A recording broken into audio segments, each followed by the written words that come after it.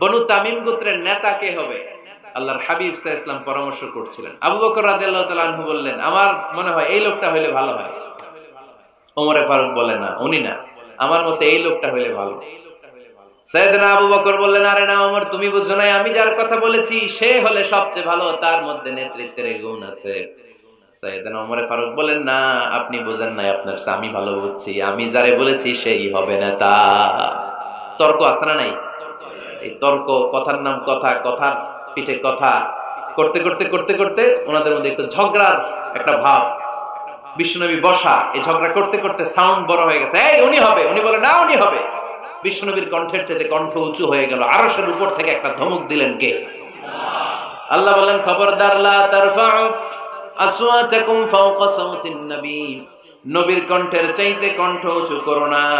ওয়ালা তাজহারু লাহু বিল কওলি কাজহারি বা'দিকুম লিবা'দ আন তাহবাতা আমালুকুম ওয়া আনতুম লা তাশউরুন। নবীর কণ্ঠের চাইতে তোমাদের কণ্ঠ যদি উঁচু হয়ে যায়, তোমাদের সব নেক আমলগুলো আমি আল্লাহ বাতিল করে দেব।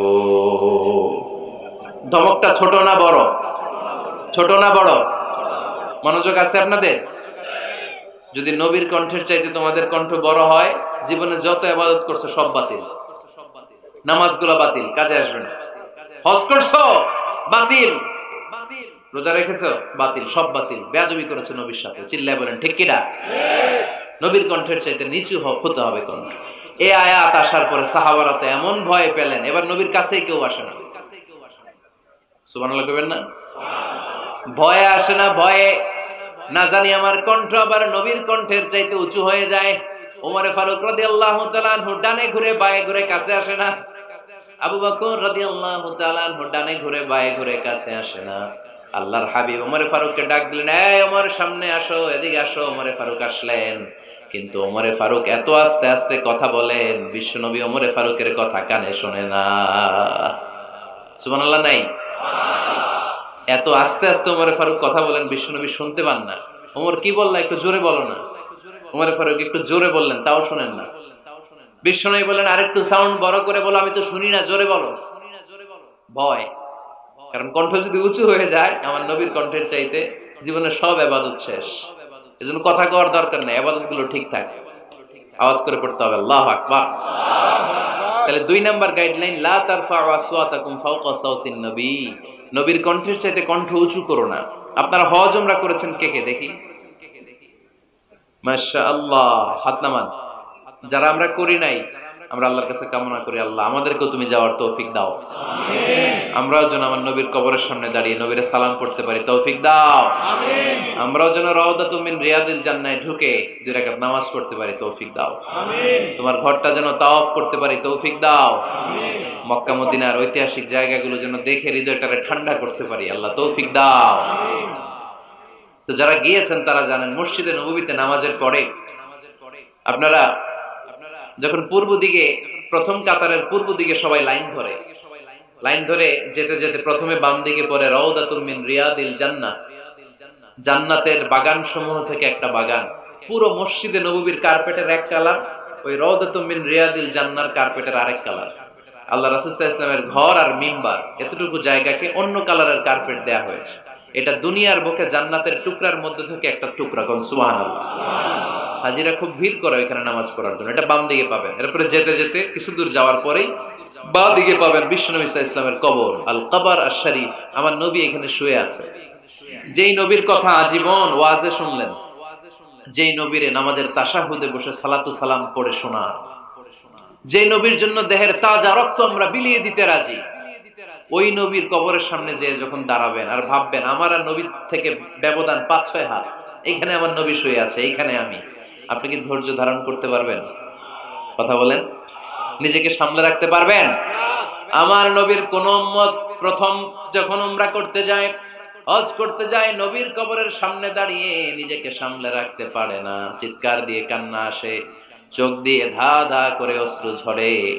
যেই নবীর ভালোবাসা আমার হৃদয়ের মধ্যে, ওখানে আমার নবী নাকি শোয়া আছে, এই জায়গায় আমার নবী শোয়া।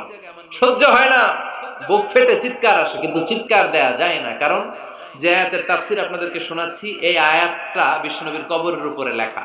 লা তারফাউ আসওয়াতাকুম ফাওকা সাউতিন নবী, তুমি নবীর দরবারে এসেছো, এখানে বড় গলায় আওয়াজ করে কোনো কথা বলা যাবে না, চিল্লায় বলেন ঠিক কি না? এই আয়াতটা আজও লেখা নবীর কবরের উপর, লা তারফাউ আসওয়াতাকুম ফাওকা সাউতিন নবী। এটা নবীর দরবার, এখানে চিৎকার চেঁচামেচি করে দুরূদ পড়া যাবে না, লাফালাফি করা যাবে না, ভদ্রভাবে আন্তরিকতার সাথে বিনয়ের সাথে নবীরে সালাম দিতে হবে। সুবহানাল্লাহ পড়ো। আল্লাহ রাসূল সাল্লাল্লাহু আলাইহি ওয়াসাল্লাম আমাদের থেকে বিদায় নিলেন, কিন্তু এই আয়াতের হুকুম আজও আছে না নাই? অনুরূপ ভাবে যারা আমাদের উস্তাদ, মা বাবা, আধ্যাত্মিক নেতা, ধর্মীয় গুরু, ইসলামী আন্দোলনের নেতা, তাদের সামনেও উচ্চবাচ্য করে আওয়াজ করা যাবে, তাদের সাথে ভদ্র ভাষায় কথা বলার দরকার আছে না নাই? তাহলে দুইটা গাইডলাইন আমরা পেলাম। প্রথম গাইডলাইন হচ্ছে আল্লাহ রাসূল যা বলেছে এটাই ফাইনাল। এটাই কি? কথা বুঝে নাই? আল্লাহ রাসূল যা দিয়েছে সেটা কি ফাইনাল। আর দুই নাম্বার হচ্ছে নবীর কণ্ঠের চাইতে কণ্ঠ উঁচু করা যাবে যাবে না। তিন নম্বরে আল্লাহ মুমিনদেরকে আবার ডাক দিলেন, বললেন ইয়া আইয়ুহাল্লাযীনা আমানু ইন জাআকুম ফাসিকুম বিনাবাইন ফাতাবায়ানু, কেউ যদি তোমাদের কাছে কোনো সংবাদ নিয়ে আসে, সংবাদটা বিশ্বাস করার আগে যাচাই করে নাও। আদেশটা কার? জোরে বলেন। আমরা কিছু শুনলেই বিশ্বাস করি, এরকম আছে না নাই? যা শুনে তাই বিশ্বাস করে, এরকম করা যাবে? তো কি করবেন তাইলে? হ্যাঁ, কি করতে হবে? ঠিক না বেঠিক? হ্যাঁ, ঘটনাটা ঠিক না বেঠিক এটা আমাদেরকে যাচাই করতে হবে। You have to justify the news, you have to verify the report. Whatever you found in social media or Facebook, don't share. Think twice before you share, man. Share করার আগে দুইবার ভাববেন যে শেয়ার করব কি করব না। একটা কিছু পাইলেই শেয়ার মাইরা দেয়, শেয়ার দিচ্ছে শেয়ার, তার বন্ধু দেয় শেয়ার, পুরা ফেসবুকের মধ্যে মারামারি আছে না নাই? আসলে এরকম কিছু ঘটেই নাই, আছে না নাই? খবরদার, আমরা খুব খুব বেশি পছন্দ করি এই রুমর, গুজব ছড়ানোর জন্য বাংলাদেশের পৃথিবীতে এক নাম্বার। আমাদের চেয়ে কেউ বেশি গুজব ছড়াতে পারে। কিছুদিন আগে এরকম হইলো না যে লবণের দাম বেড়ে গেছে? হ্যাঁ, লবণ ছিল না তখন? কয় বস্তা? এক একজন 2 বস্তা করে। আপনি কয় বস্তা নিছেন? নেন নাই? তো এই যে দেখেন গুজবের কারণে আসলে লবণ পর্যাপ্ত। আরে আমগো দেশে লবণ থাকবে না, লবণ থাকবে কই? তো লবণের দেশের মানুষ, ঠিক কি না? পর্যাপ্ত পরিমাণ লবণ আছে। আমাদের যে লবণ মজুদ আছে, আমাদের দেশের চাহিদা মিটিয়ে পাশে ইন্ডিয়াতে বা মিয়ানমারও কিছু সাপ্লাই করা সম্ভব, এত লবণ আছে। আলহামদুলিল্লাহ পড়ে। তো এই যে লোকজন বেশি দাম দিয়ে লবণ কেন কিনলো? গুজব।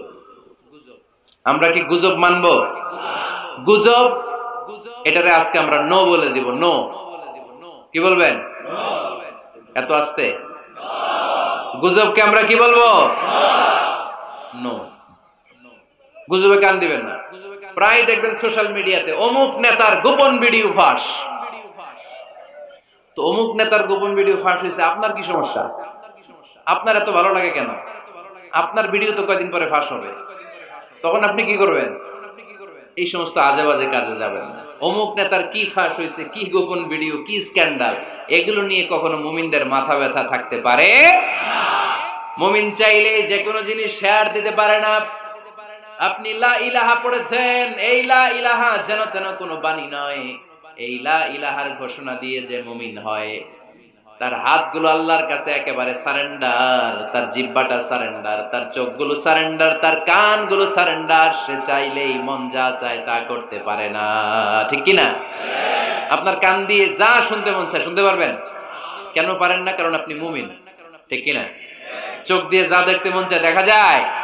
তাহলে ফাতাবাইয়ানু, নিউজ একটা শুনলেই আমরা শেয়ার দিব না ভাই, আমরা একটু চেক করব, ক্রস চেক, ডাবল চেক, নির্ভরযোগ্য তথ্যসূত্র তালাশ করব যে আসলে এই ঘটনাটা ঘটছে কিনা।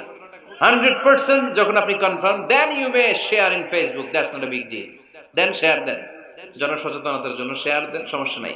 কিন্তু না জেনে শেয়ার দেওয়া যাবে? কথা বলেন। আল্লাহ রাসূল সাল্লাল্লাহু আলাইহি ওয়াসাল্লামের জীবনে এরকম একটা ঘটনা ঘটেছিল। হারিস বিন মিরার রাদিয়াল্লাহু তাআলা আনহু বনুল মুস্তালিকের যুদ্ধে জেতার পরে হারিস বিন মিরারকে বিশ্বনবী দায়িত্ব দিলেন যে হারিস বিন মিরার, তুমি এই এলাকার নেতা, কি করতে হবে আমাদের? বিশ্বনবী বললেন নামাজ পড়বা, রমাদানের রোজা রাখবা, যাকাত আদায় করবা। মেরার বলে তাহলে যাকাত নেন। বিশ্বনবী বললেন না, 1 বছর পূর্ণ হওয়ার পরে যাকাত দিতে হয়। যাকাত কয় বছর পর পর? যাকাত প্রতিদিন দেয়া লাগে? হালানিল হাউল, 1 বছর যখন হবে আমি আমার সাহাবী পাঠাবো মদিনা থেকে, তখন দিয়ে দিও। বিশ্বনবী চলে গেলেন, 1 বছর পরে এক সাহাবীকে রেডি করলেন, যাকাতের সম্পদ নিয়ে আসো বনুল মুস্তালিকের পক্ষ থেকে। ওই সাহাবীর নাম হচ্ছে ওয়ালিদ ইবনে উকবা। বিশ্বনবী ডেকে বললেন, ওয়ালিদ যাও, 1 বছর সময় অতিক্রান্ত হয়েছে, বনুল মুস্তালিকের লোকদের যত যাকাতের সম্পদ জমা হয়েছে নিয়ে আসো। সাইয়েদনা ওয়ালিদ ইবনে উকবা যখন সম্পদ আনার জন্য বের হলেন, ওইদিকে বনুল মুস্তালিকের লোকেরা শুনতে পেল বিশ্বনবীর পাঠানো সাহাবী উনাদের এলাকায় শুভাগমন করবে। ওই সাহাবীকে লাল গাড়িচার সংবর্ধনা দেওয়ার জন্য সেনাবাহিনী সহ পুরো এলাকা থেকে সব সৈন্যবাহিনী সহ তারা মরুভূমির মধ্যে এসে দাঁড়িয়ে রয়েছে। সুবহানাল্লাহ পড়ে। নবীর সাহাবীর আগমন হবে, নবীর সাহাবীর শুভাগমন। উনি এসে আমাদের এলাকার যাকাতের টাকা কালেকশন করে নিয়ে যাবে, ওনাকে সংবর্ধনা দিব। বের হও, তলোয়ার নিয়ে, ঘোড়া নিয়ে, গার্ড দিয়ে আমরা দাঁড়িয়ে থাকি। তো মরুভূমিতে সবাই দাঁড়ায় আছে। আল ওয়ালিদ ইবনে উকবা মদিনা থেকে বিশাল রাস্তা পাড়ি দিয়ে যখন বনুল মুস্তালিকের এলাকার কাছাকাছি দূর থেকে দেখে তলোয়ার নিয়ে লোকজন দাঁড়ায় আছে। কি নিয়ে দাঁড়ায় আছে? উনি ভাবছে আমারে মারার জন্য দাঁড়ায় আছে। উনি মনে মনে ভাবলেন বিশ্বনবী পাঠালেন যাকাত নেয়ার জন্য, যাকাত পরে নিব, আগে জান সামলাই। কারণ এলাকার লোকেরা সব তলোয়ার নিয়ে সেনাবাহিনী সহ দাঁড়ানো। আসলে কথাটা কি ঠিক? মারার জন্য দাঁড়ায় আছে? কি জন্য? সম্মান দেওয়ার জন্য, ওয়েলকামিং রিসেপশন দেওয়ার জন্য। উনি ভাবলেন আমারে কচু কাটা করবো, এক কাজ করি, ওদিকে না যে অ্যাবাউট টার্ন, উল্টা করি। যেই চিন্তা ওই কাজ। সাহাবী আল ওয়ালিদ ইবনে উকবা উল্টা ঘুরে গেলেন, মন্দ ধারণা নিয়ে ফিরে যেয়ে বিশ্বনবীরে বললেন, নবী আপনি আমার মায়ের খাওয়ার জন্য পাঠাইছিলেন, যাকাত আনার জন্য পাঠিয়েছেন, কিন্তু তারা যাকাত তো দিবেই না, আমারে হত্যার জন্য তলোয়ার নিয়ে দাঁড়িয়েছিল গো নবী। কথা কি সত্য? উনি ভুল বুঝতে পারছেন, উনি ভুল বুঝেছেন। না বুঝে ভুল কথায় বিশ্বনবীর কাছে প্রচার করে দিলেন। আল্লাহর হাবিব সাল্লাল্লাহু আলাইহি ওয়াসাল্লাম সহজ সরল মনা নবী, সাহাবী তো আর মিথ্যা বলবেন না। বিশ্বনবী বিশ্বাস করলেন।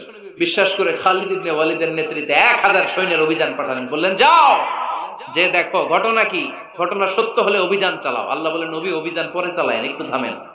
ফাতাবায়ানু ইন জাআকুম ফাসিকুম বিনাবাইন ফাতাবায়ানু। নবী ওয়ালিদ এসে আপনার কাছে দেই তথ্য প্রচার করেছে, তথ্যটা সঠিক নয়, আগে যাচাই করেন, তারপরে অ্যাকশনে যান। ঠিক কি না? আমরা ডাইরেক্ট অ্যাকশন মারি। আমরা কি করি? Action, action, direct action. সত্য না মিথ্যা ধার ধারি না। আল্লাহ বললেন নবী অভিযান চালাবেন না। ওয়ালিদ যেই কথা আপনারে বলেছে এই কথাটা সত্য নয়। আন তুসিবু কওমান বিজাহালাতিন ফাতুসবিহু আলা মা ফাআলতুম নাদিবিন। আপনি যদি ওই মুসলমানদের এলাকায় না জেনে অভিযান পাঠান, এই অভিযানে যদি কেউ মারা যায়, প্রত্যেকটা মৃত্যুর দায়ভার কিন্তু আপনার কাঁধেই বর্তাবে গো নবী। ঠিক কি না? এই যে আপনি চেক না করে, জাস্টিফাই না করে, নিশ্চিত না হয়ে, ওয়ালিদের কথায় বিশ্বাস করেই বনুল মুস্তালিককে অ্যাটাক করার জন্য 1000 সৈন্যবাহিনী পাঠালেন। ওরা যদি আক্রমণ করতো, কেউ যদি মারা যেত, এই দায়ভার কার? আমার নবীর। ঠিক কিনা? নবীকে শিখানোর মাধ্যমে আল্লাহ তাআলা গোটা উম্মাহকে শিখাই দিলেন, ইন জাআকুম ফাসিকুম বিনাবাইন ফাতাবায়ানু। কেউ যদি খবর নিয়ে আসে, শুনেই বিশ্বাস করো না, আগে যাচাই করো, আগে চেক করো, তারপরে বিশ্বাস করবা। ঠিক কিনা? তাহলে এখন থেকে একটা কিছু শুনলে বিশ্বাস করবেন? একজন এসে বলল, ভাইজান আপনার মেয়েরে দেখলাম আরেক ছেলের সাথে বাজারে ঘোরাফেরা করে, ওই রমনার বটমূলে দেখলাম আপনার মেয়ে আরেক ছেলেরে নিয়ে পষ্টি নষ্টি করে। লোকের কথা বিশ্বাস করে বাসায় যে মেয়ের চুলের মধ্যে ধরে মাইর, আইজো মার কাইলো মাইর। এরকম হইতে পারে না? হয়তো ওই লোক আপনার মেয়ের মতো দেখতে আরেক মেয়েকে দেখছিল। এরকম হয় কিনা সমাজে? একজন এসে বললো, ভাই আপনি এখানে ভাবিরে তো দেখলাম ওই জায়গায় আরেক লোকের সাথে ঘোরাফেরা করতেছে, খবর রাখেন না বাসা? আপনি দেখে মেয়েকে, ঘটনা কি? আমার খেয়ে আমার পরে আরেকজনের সাথে, যে এই বাড়িতে যে মায়ের, কোনো কথা নেই। দেখবেন যে ছোট্ট মারামারি থেকে এই ঘটনা অনেক সময় বিচ্ছেদ বা ডিভোর্স পর্যন্ত গড়ায়। ঠিক কিনা? ওই যে শোনা কথায় কান দিচ্ছেন, ফাতাবাইয়ুন, আপনি চেক করেন নাই। হয়তো আপনার স্ত্রীর মতো দেখতে বা আপনার স্ত্রী যে জামা পরে, যে পোশাক পরে, এরকম পোশাক পরে আরেক নারীকে দেখছে, আপনার বউ না এটা। আপনার মেয়ের ব্যাপারে যে তথ্য দিয়েছে এটা সঠিক নয়, সে আপনার মেয়ের মতো আরেকটা মেয়েকে দেখেছে। এসে আপনার কাছে বলে দিছে, আপনি বিশ্বাস করছেন। ভেজাল আছে না নাই? এই ভেজালগুলোকে থামানোর জন্য কোরআনে এই বিধানগুলো নাজিল করেছে কে? তাহলে ফরিদপুরের ভাইয়েরা 3 নাম্বার গাইডলাইন, সমাজটাকে সুন্দর রাখার তথ্য একটা শুনলেই বিশ্বাস করবেন না। সিলে কান নিয়ে গেছে শুনলেই সিলের পিছনে দৌড়, নাকি? কি করবেন? আগে কানে হাত দিয়ে একটু দেখবো কান দুইটা আছে না নাই, তারপরে চিলের পিছনে দৌড়াবো। তাহলে এখন থেকে আমরা তথ্য একটা শুনলে বিশ্বাস করব। তাহলে কি করবেন? বলতে হবে কি করবেন? যাচাই বাছাই, জাস্টিফিকেশন অফ দ্য নিউজ। কোন নিউজ জাস্টিফিকেশন ছাড়া আমরা প্রচার করব, বিশ্বাস করব, শেয়ার করব না। 4 নম্বরে আল্লাহ বললেন, ইয়া আইয়ুহাল্লাযীনা আমানু লা ইয়াসখার কওমুম মিন কওম। ওহে আমার ঈমানদার বান্দারা শোনো শোনো, খবরদার কখনো কোনো মুমিন বান্দারে ঠাট্টা করো না, অবজ্ঞা করো না, ঠাট্টা করো না। তার মনে কষ্ট হয় এমন কোন কথা তারে বলো না। Never scoff of anybody. কাউকে নিয়ে ঠাট্টা করবেন না, তার দেহ নিয়ে, তার আকৃতি নিয়ে, তার বংশ নিয়ে। এক লোকের বাবা ছিল চোর, কিন্তু তার ছেলে অনেক ভালো। আপনি কি তারা বলতে পারবেন তুই চোরের ঘরের চোর? বলতে পারবেন? চুরি করছে বাবা, ওর কি দোষ? কথা বলেন। এগুলো কবিরা গুনাহ। আওয়াজ করে বলেন তো কি গুনাহ? তো এই যে আমাদের এক এক ধরনের আকৃতি, এটা কি আমি বানাইছি? আপনি বানাইছেন? দিছে কে?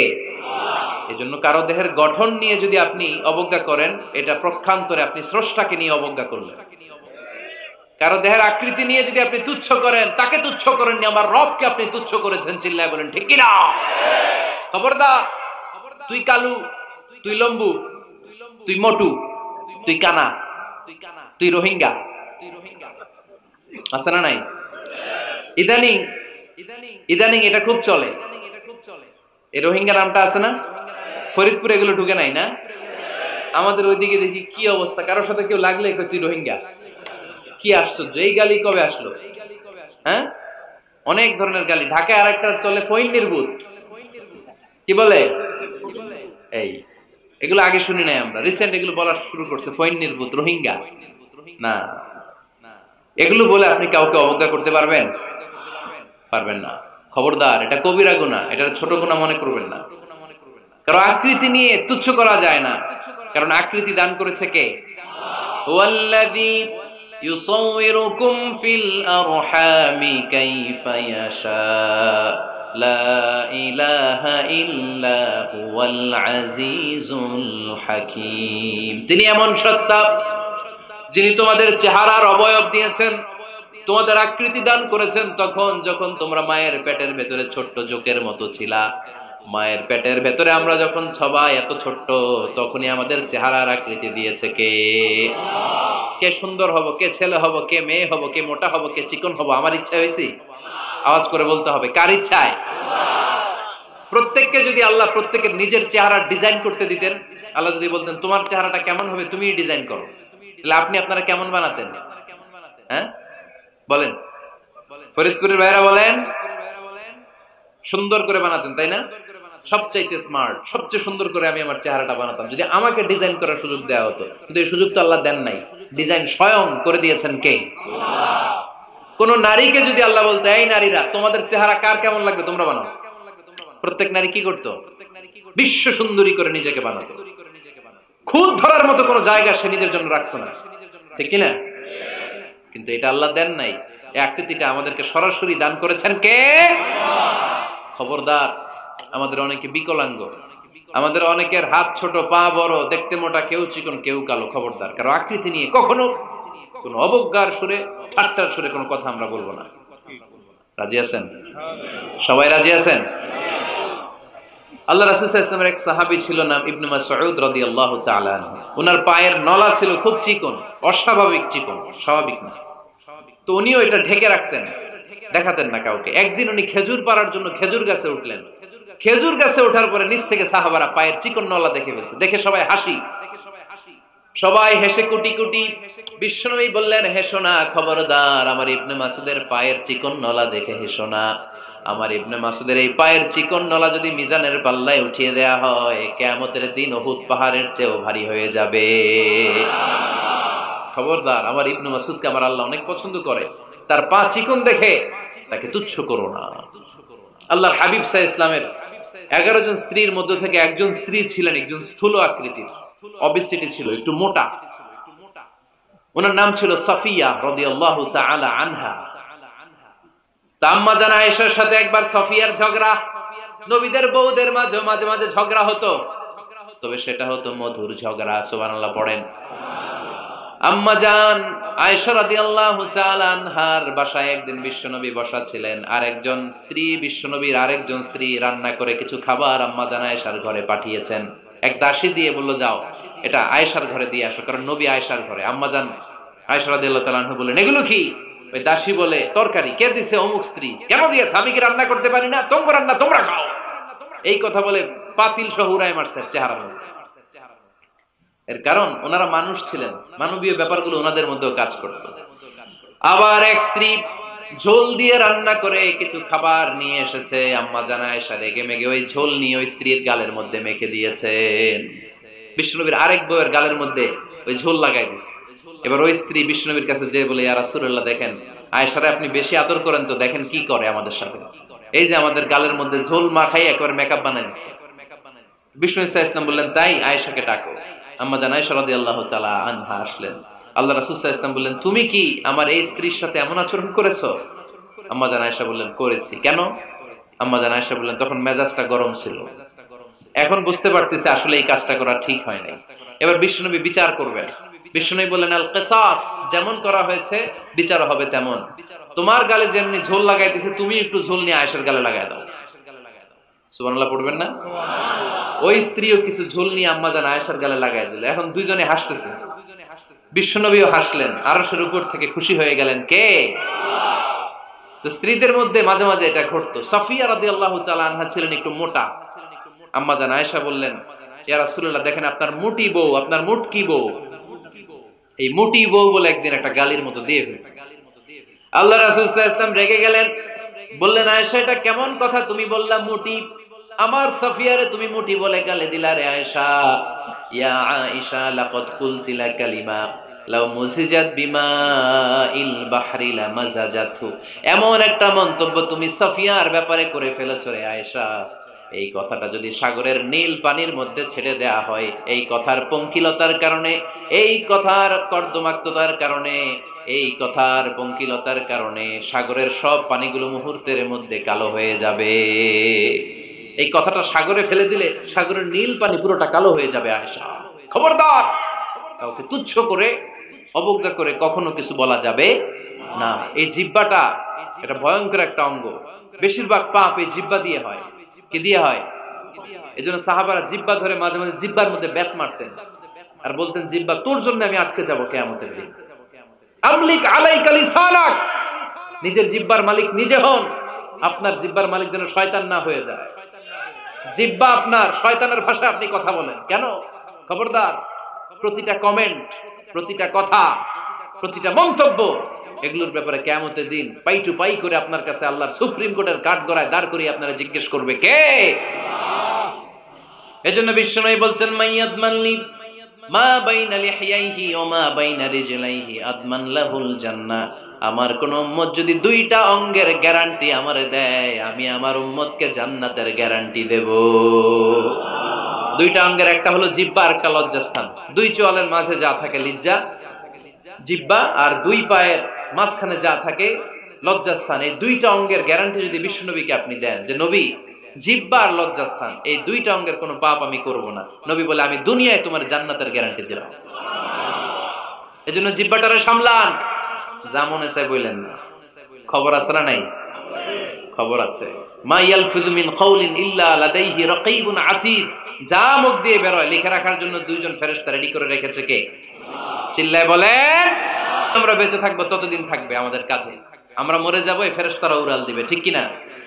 দুই কান্দে জি ছিল যে তোমার দুইজনা পাহারা, তোমারে একলা থইয়া পালাইছে তাহারা, তোমার আটকুঠুরি নয় দরজা বন্ধ এবার হলো রে হলো, মুখে আল্লাহ রসুল সবে বলো, ও মুখে আল্লাহ রসুল সবে বলো, দুয়ারে আইসাছে পালকি নাই হরি গাও তোলো রে তোলো, মুখে আল্লাহ রসুল সবে বলো।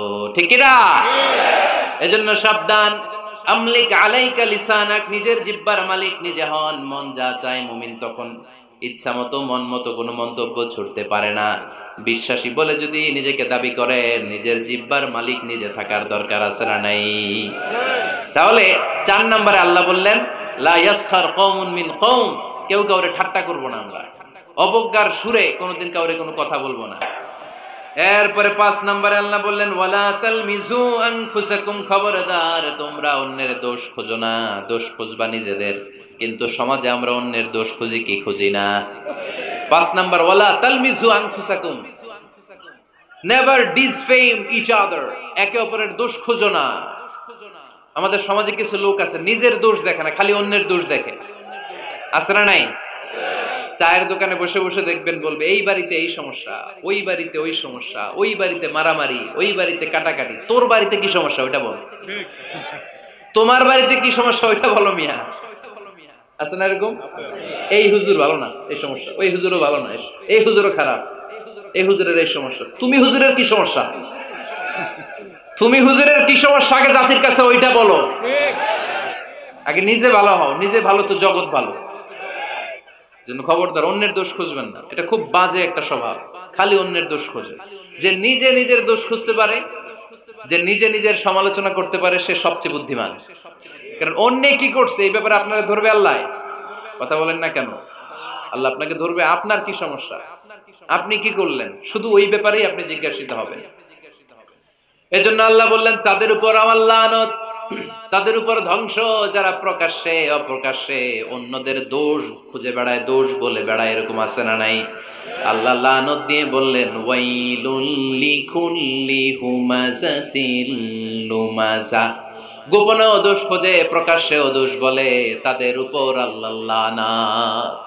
হুমাযাতিল লুমাযা, এই লুমাযা শব্দ থেকে আল্লাহ এনেছেন ওয়ালা তালমিজু আনফুসাকুম, একে অপরের দোষ খোঁজো না, নিজের দোষ খোঁজো, সেই সবচেয়ে বুদ্ধিমান। তাহলে আমরা আত্মসমালোচনা করব, কি করব? খেয়াল রাখবেন, সবচেয়ে খারাপ হচ্ছে সমালোচনা। সবচেয়ে খারাপ কি? তারপর কিছুটা ভালো যেটা, সেটা হচ্ছে আলোচনা। সেটা কি? আলোচনা। সবচেয়ে ভালো হচ্ছে আত্মসমালোচনা। সবচেয়ে ভালো কি? তাহলে 3টা বললাম। এক হচ্ছে সমালোচনা, আমরা করব না, আমরা করব আলোচনা, আর সবচেয়ে বেশি করব আত্মসমালোচনা, সেলফ ক্রিটিসিজম। রাতে ঘুমানোর আগে একটু ভাববেন কি কি ভুল করলাম, কাকে কাকে কষ্ট দিলাম, কি কি অন্যায় আজকে আমার দ্বারা হলো, কালকের দিনটা যেন আমার আজকের দিনের চেয়ে ভালো হয়। নিজের সাথে নিজের এরকম বোঝাপড়ার দরকার আছে না নাই? আমরা যেন আত্মসমালোচনা করি ফরিদপুরের ভাইয়েরা, অন্যের দোষ যেন না খুঁজি। Small people talk about people, যারা নিচু মনের মানুষ এরা শুধু মানুষের দোষ খুঁজে বেড়ায়, মানুষ নিয়ে কথা কয়, এই মানুষ, এই মানুষের সমস্যা, এই সমস্যা। Average people talk about things and story and the incidents. যারা মাঝারি মনের মানুষ তারা বিভিন্ন ঘটনা নিয়ে কথা বলে, বিভিন্ন বিষয় নিয়ে কথা বলে। আর গ্রেট পিপল, যারা মহামানুষ, they talk about ideas, তারা নতুন নতুন আইডিয়া নিয়ে কথা বলে। এই আইডিয়া সমাজে অ্যাপ্লাই করলে, ইমপ্লিমেন্ট করলে সমাজটা বদলে যাবে। এই আইডিয়া এখানে সেট করলে এখানে কল্যাণ হবে। বড় মনের মানুষরা আইডিয়া নিয়ে কথা বলে। এখন দ্য ডিসিশন ইজ ইয়ার্স, সিদ্ধান্ত আপনার। আপনি কি ছোট মনের মানুষ হবেন না বড় মনের মানুষ হবেন? অন্যরে নিয়ে আমার কোনো টেনশনের দরকার নেই। আমি জান্নাতি না জাহান্নামী, এই টেনশনে তো ঘুম আসে না আমার। আমার কি অবস্থা হবে আমি জানি না। আমি আরেকজনের দোষ খুঁজি, আমি আরেকজনের বদনাম বলি, আমি আরেকজনের পিছু লেগে থাকি। খবরদার, বিশ্বাসী বলে যারা দাবি করে তারা কখনো অন্যের পিছু লাগতে পারে। একটার চেয়ে আরেকটা সুন্দর, একটার চেয়ে আরেকটা সুন্দর, এত সুন্দর অপলক নেত্রে তাকিয়ে থাকবে। এক্সেলেন্ট, যেটা ভাষায় প্রকাশ করা যায় না। আর ভাববে এত সুন্দর হয় কি করে। Awesome, beautiful, eye catching, unparalleled, supercalifragilistic expialidocious. অসাধারণ ভালো, ভালোর বর্ণনা দিয়ে শেষ করা যাবে ডানে বায়ে তাকায় দেখা যায় বড় বড় রাজমহল, তাজমহল, খাসমহল, বড় বড় সিংহাসন, বড় বড় পালঙ্ক, বড় বড় সোফা সেটের সারি আছে না নাই? ফিহা সুরুরুম মারফুআতু ওয়া আকওয়াবুম মাওদুআতু ওয়া নামারিকু মাসফুফাতু ওয়া যারাবিয়্যু মাবথুসা। সুবহানাল্লাহ বলেন। বড় বড় সিংহাসন দেখা যাবে, বড় বড় রাজ পালঙ্ক দেখা যাবে, বাগান বাড়ি দেখা যাবে, খাস বাড়ি দেখা যাবে, ডুপ্লেক্স বাড়ি, ট্রিপ্লেক্স বাড়ি, একটার পর একটা সৌন্দর্যের চোখ ধাঁধানো নমুনা জান্নাতে আছে না নাই? যেই জান্নাতীরা বসতে শুরু করবে, মুত্তাকিইনা আলাইহা মুতাকাবিলিন, কেউ কাউরে পিঠ দেখিয়ে বসবে না, সবাই সবার সামনাসামনি হয়ে বসবে। সুবহানাল্লাহ বলেন। তাকাবে, ডানে তাকাবে দেখে পাখির গুনগুন শব্দ, বায়ে তাকাবে মৌমাছির গুনগুন শব্দ, সামনে তাকাবে দেখা যাবে ঝর্ণার ফোয়ারা। জান্নাতে ঝর্ণা আছে না নাই? কথা বলেন। সালসাবিল নামে একটা স্পেশাল ঝর্ণা থাকবে। এই ঝর্ণাগুলো জান্নাতীরা দেখতে শুরু করবে, আনন্দ ফুর্তি শুরু করবে। ফেরেশতারা ডেকে বলবে, ও জান্নাতীরা, অনেক সময় হইলো জান্নাতে আসছেন, একটু খানা পিনার দরকার আছে না নাই? জান্নাতে খাবার দাবার, ফুড রিফ্রেশমেন্টের ব্যবস্থা রাখবে কে? কথা বলেন। জান্নাতীদেরকে এবার খাবার দেয়া হবে। The first meal and snacks will be served in paradise liver fish fry. সর্বপ্রথম জান্নাতীদেরকে দেয়া হবে মাছের ভুনা কলিজা। আউয়ালু তুআম ইয়াকুলুহু আহলুল জান্নাতি ফাজিয়াদাতু কাবিদিল হুত। মাছের ভুনা কলিজা, ভুনা কলিজা পাইয়া জান্নাতীরা খাওয়া শুরু করবে। একটা যদি পাই অমনি ধরে ঘাপুস ঘুপুস শুরু করবে। ঘাপুস ঘুপুস বুঝেন? মানে ইচ্ছে মতো খাওয়া শুরু করবে। ফেরেশতারা বলবে, ইচ্ছা মতো ঘাপুস ঘুপুস করেন না, আইটেম আরো আছে, আইটেম আরো আছে। জান্নাতের বানকিউট হলে এই খাবারের নৈশভোজের আয়োজন হবে। শুরুতেই দেয়া হবে মাছের ভুনা কলিজা, ওইটা পেয়ে ঘাপুস ঘুপুস শুরু। ফেরেশতারা বলবে, ঘাপুস ঘুপুস কইরেন না, সামনে আরো আছে। যারা বুফে ডিনারে খেয়েছেন, 5 স্টার 7 স্টার হোটেলে যে সেমিনার বা কনফারেন্স হয়, এগুলোর শেষে বুফে খাবার দেয়। কি বলে? বুফেট ডিনার বা বাফেট ডিনার। ওখানে কমসে কম 50 পদের খাওয়া থাকে। কেউ আপনার প্লেটে এসে তুলে দিবে না, আপনার খাবার আপনার নিয়েই খেতে হবে। এটার বলে বুফে খাবার। এর কারণ, কে কোনটা খাবে এরা জানে। খাওয়ান আছে 50 পদের।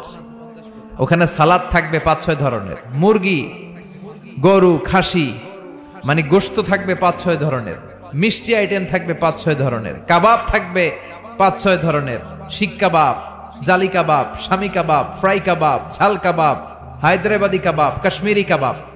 কাবাবের কথা শুনে অনেকের মুখে পানি চলে আসছে। এই একটার পর একটা আইটেম জান্নাতের মধ্যে আপনাদের জন্য রেডি করে রাখবে কে? এজন্য প্রথমে যখন জিয়াদাতু কাবিদিল হুত, মাছের ভুনা কলিজা জান্নাতীদের সামনে দেয়া হবে, জান্নাতীরা ইচ্ছে মতো খেতে শুরু করবে। ফেরেশতারা বলবে, সামনে আরো আছে, সামনে।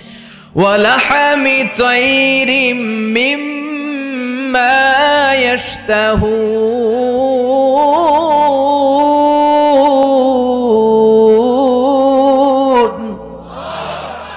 ওয়ালাহমি তাইরিম মিম্মা ইয়াশতাহুন। পাখির ভুনা, তাজা পাখির ভুনা গোশত জান্নাতীদেরকে দেওয়া হবে। সুবহানাল্লাহ বলে। একটার পর আরেকটা আইটেম মজা, একটার পর আরেকটা আইটেম মজা। এজন্য ফেরেশতারা বলবে, আস্তে আস্তে খান, আইটেম আরো আছে, সামনে আরো মজার আইটেম আছে। তো বুফেতে যারা খেতে যায়, 50 পদের খাবার সামনে বিছানো আছে। প্রথমে 5-7 আইটেম এমন নেয়া নেয় প্লেটের ভিতরে, সামনে আরো দামি আইটেম আছে, ওগুলো আর খাইতে পারে না। আছে না নাই? প্রথম 10 আইটেম দিয়ে প্লেট ভরে ফেলছে, ইচ্ছে মতো খাইছে গলা পর্যন্ত। তারপরে সামনে দেখে কবুতরের স্যুপ, ওটা খাইতে বড় মনে চায়, কিন্তু পেটে জায়গা আছে। কথা বলেন। জান্নাতীরাও প্রথম আইটেম গুলো এমন ভাবে খাওয়া শুরু করবে, সামনে অনেক আইটেম পরে থাকবে। উকুলুহা দাইম, 24 আওয়ার সার্ভিস। উকুলুহা দাইম, যখন চাবেন, সকালে, দুপুরে, রাতে, মাঝরাতে, ভর দুপুরে খাবার আছে না নাই? আবার রব্বুল আলামিন বলেন, ওয়া ফাকিহাতিন কাসীরাতিন লা মাকতুআতিন ওয়া লা মামনুআ। অঢেল ফল থাকবে, ফলমূল। লা মাকতুআতিন ওয়া লা মামনুআ, শেষ হবে না, কেউ আপনারা নিষেধ করবে না। সুবহানাল্লাহ। জান্নাতের আপেল গাছ থেকে টেনে একটা আপেল আপনি ছিঁড়েছেন, যে ডাল থেকে ছিঁড়েছেন মুহূর্তেই সেখানে আরেকটা নতুন আপেল গজিয়ে যাবে। ওলা মামনুআ, কোনো নিষেধাজ্ঞা নাই, যতটা মনে চায়।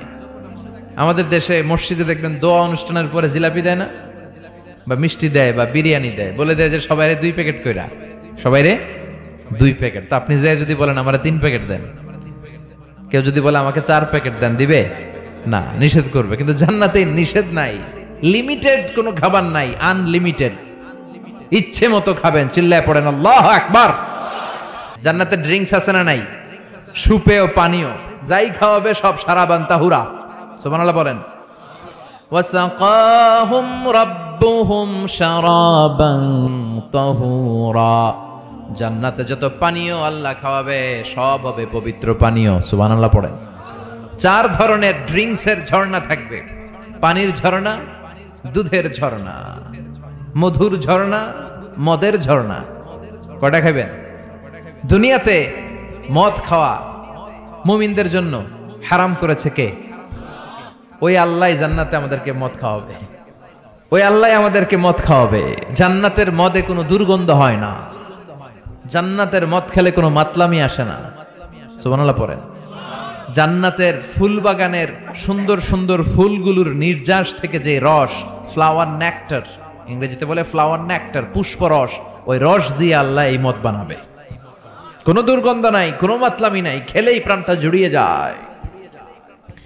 মাসালুল জান্নাতিল্লাতী ওয়াইদাল মুত্তাকুনা ফিহা আনহারুম মিন মাইন গায়রি আসিন ওয়া আনহারুম মিন লাবানিন লাম ইয়াতাগায়্যার তা'আমুহু ওয়া আনহারুম মিন খামরিন লাযযাতিন লিশ-শারিবিন ওয়া আনহারুম মিন আসালিম মুসাফফা। সুবহানাল্লাহ পড়েন। 4 ধরনের পানীয়, মিনারেল ওয়াটারের ঝর্ণা, দুধের ঝর্ণা, মধুর ঝর্ণা, মদের ঝর্ণা। সুবহানাল্লাহ পড়েন। দুধ খান তো আপনারা, এই দুধ দেয়া হবে। বিশ্বনবী বলতেন আলাইকুম বি আলবানিল বাকার, তোমরা গরুর দুধ খেও। ফা ইন্নাহা তুরাম্মু মিনাল আশজার, কেননা সবুজ লতা পাতা আর ঘাসের নির্যাস থেকে আল্লাহ এই দুধকে তৈরি করেছে। মিন বাইনি ফারসি ওয়া দামিল লাবানা খালিসান সাইগান লিশ-শারিবিন। গরুর পেটের ভিতরে কেমন করে আল্লাহ দুধ বানালেন? গরু যা খায় এগুলো দিয়ে কিছু হয় রক্ত, কিছু হয় গোবর। এই রক্ত এই গোবরের মাঝখান দিয়ে সাদা ধবধবে মিষ্টি দুধকে ঝরায় কে? বিশ্বনবী দুধ খেতে পছন্দ করতেন। দুধ খেতে বড্ড পছন্দ করতেন। বিশ্বনবীর খাবার তালিকার লিস্টে শীর্ষে ছিল দুধ, শীর্ষে ছিল মধু, শীর্ষে ছিল তরমুজ, শীর্ষে ছিল শশা, ছিল বালাহ খেজুর, রুটি, খাসির গোশতের বাজুর রান। এরপরে বিশ্বনবী মাশরুম খেতে পছন্দ করতেন, মাশরুম। বিশ্বনবী জাইতুন খেতে পছন্দ করতেন। বিশ্বনবী অলিভ খেতে পছন্দ করতেন, তিন খেতে পছন্দ করতেন। গোশত দিয়ে লাউ দিয়ে রান্না করলে লাউগুলো বেছে বেছে খেতেন। লাউ খাওয়া কিন্তু সুন্নাত, জানেন? এটা বিশ্বনবীর পছন্দের খাবার। আবার ছোট বাচ্চাদের জন্য আল্লাহ তাআলা মায়ের বুকের মধ্যে দুধ দিয়েছে, ঠিক কিনা? 2 বছর আল্লাহ তাআলা আবশ্যক করে দিলেন এই দুধ খাওয়ানো। প্রত্যেকটা বাচ্চার দুনিয়াতে আসার সাথে সাথে মায়ের বুকের ভেতরে যে দুধটা আল্লাহ পাঠায় এটা বলে শাল দুধ। কি বলে? এই শাল দুধের ভেতরে আল্লাহ তাআলা বাচ্চার জীবনের প্রথম প্রাকৃতিক টিকা ফ্রি দিয়ে দিছে। আমরা টিকা কিনা কিনা দেই না, প্রথম টিকাটা ফ্রি। মায়ের বুকের দুধে এটা পাওয়া যায়। চিল্লায় এখন সুবহানাল্লাহ। আল্লাহ বলেন জান্নাতের খাবার খাওয়ার পরে ড্রিঙ্কস খাবা, পানির ঝর্ণা, দুধের ঝর্ণা, মধুর ঝর্ণা, মদের ঝর্ণা। শুধু ঝর্ণার মদ খেলেই চলবে না, বোতলের মদও খাওয়ার দরকার আছে না নাই? দুনিয়াতে দেখবেন যারা মদ খায় 4-5টা বোতল দিয়ে ধাক্কা মারে আর বলে চিয়ার্স, চিয়ার্স। এই দুনিয়ায় আমরা করতে পারলাম না, আমরা জান্নাতে যাই করব। কথা বলেন। জান্নাতীরা বোতল নিয়ে চিয়ার্স। আল্লাহ বলবে ইসকাউনা মির রাহিকিম মাখতুম, সবচেয়ে দামি বোতলের যেই মদটা তোদের আমি খাওয়াবো এটার নাম রাহিকুম মাখতুম, খিতামুহু মিস্ক। এটার মধ্যে মিস্ক আম্বরের ফ্লেভার থাকবে। মিজাজুহা কাফুরা, কর্পূরের ফ্লেভার থাকবে। মিজাজুহু মিন তাসনিম, তাসনিমের ফ্লেভার থাকবে। মিজাজুহা জানজাবিলা, জিঞ্জারের ফ্লেভার, আদার ফ্লেভার থাকবে। সুবহানাল্লাহ পড়েন। এরপর আল্লাহ ডেকে বলে গোলাম, এই যতগুলো মদের ঝর্ণা, মধুর ঝর্ণা, দুধ, যত সারাবান তাহুরা আমি খাওয়াবো, এগুলো ফেল করে দিবে আরেকটা পানীয়, ওইটার নাম ইন্না আ'তাইনাকাল কাউসার ফাসাল্লি লিরাব্বিকা ওয়ানহার ইন্না শানিআকা হুয়াল আবতার। সুবহানাল্লাহ পড়েন। এই সব পানীয়গুলোরে ফেল করে দিবে হাউজে কাউসারের পানি। আহলা মিনাল আসাল, এটা মধুর চাইতেও মিষ্টি। আবিয়াদু মিনাল লাবান, দুধের চাইতেও সাদা। আব্রাদু মিনাস সালজ, বরফের চাইতেও ঠান্ডা। একবার গলা দিয়ে নামলে ওই গলার তৃষ্ণা শেষ। সুবহানাল্লাহ পড়বেন না? ওই জান্নাতে যেতে চাই আমরা। আনন্দের, উৎসবের সব থাকবে, ইচ্ছে মতো খাওয়া দাওয়া, খানা পিনা সবকিছুর ব্যবস্থা রেখে দিবে কে? খাওয়া দাওয়া হইলো, চিয়ার্স হইলো, এবার একটু ঘোরাফেরার দরকার আছে না নাই? এতক্ষণ হয়েছে জান্নাতে ঢুকছেন, একটু ঘুরবেন না? কথা কন। ঘুরতে হইলে সুন্দর জামা লাগবে না? জান্নাতে তো কোনো জামা কাপড় নাই, না আছে না নাই?